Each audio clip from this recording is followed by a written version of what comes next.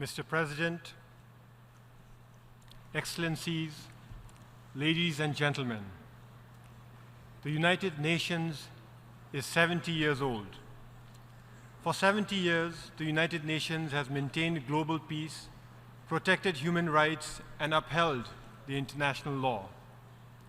It has helped to stop the use and spread of nuclear weapons and prevented a third world war. For 70 years, the United Nations has reaffirmed the sovereignty of nations, bringing into its fold new member states, irrespective of their size, population, wealth, and power. This is especially important. In fact, it is critical for otherwise small, vulnerable countries like mine, Bhutan. For 70 years, the United Nations has led the global fight against poverty, disease, and hunger.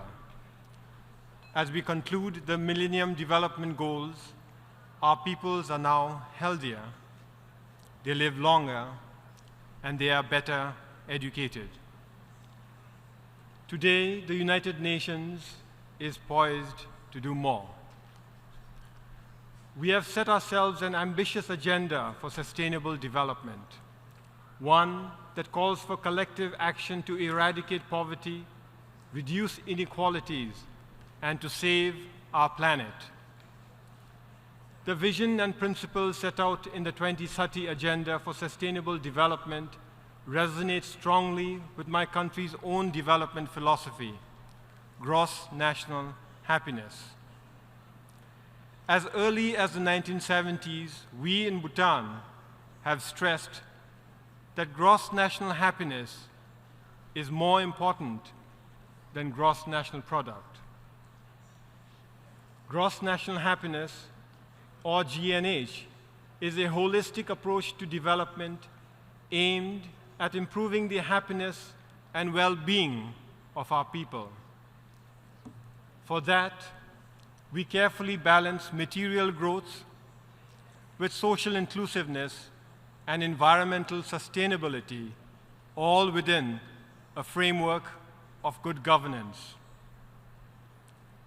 GNH drives development in Bhutan. Our people, for example, enjoy free healthcare and free education even though we are a poor country. And our economy is still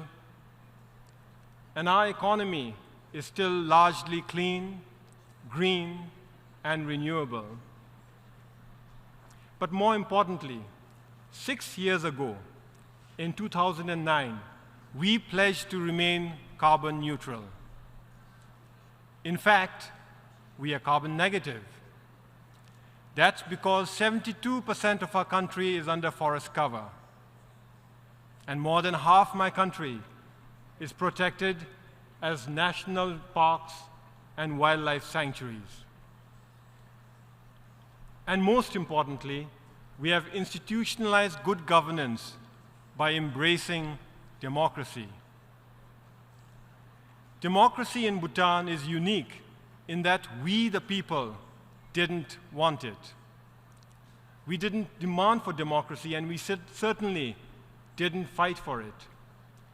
Instead, democracy was instituted in an unprecedented manner. It was imposed by our king against the will of his people. This, in my humble view, is GNH in action. His Majesty the King has called GNH development with values. This, in effect, is what the Sustainable Development Goals are about: development with values. My government has already started integrating the SDGs in our development plans, and we look forward to working diligently to fulfilling their promises. The 2030 Agenda for Sustainable Development is an exciting testament to the collective will and wisdom of all nations to transform our world meaningfully. But to transform our world, we must first transform ourselves. We must transform the United Nations. We must transform it to make it fit for purpose to implement the Sustainable Development Goals. The United Nations has served us well for 70 years. To serve us for the next 70 years, it must stay relevant. And to stay relevant, it must reflect the geopolitical realities of today. Countries like India and Japan, Brazil and Germany must be made to serve as permanent members in the Security Council. And Africa must be appropriately represented. If we don't reform the United Nations, we risk making this sacred institution irrelevant and ineffective. That would harm all nations, but small countries, vulnerable countries, countries like mine and many others would suffer the most. Now, if we reform the United Nations, if we make it relevant and if we make it effective, it will continue to serve us well.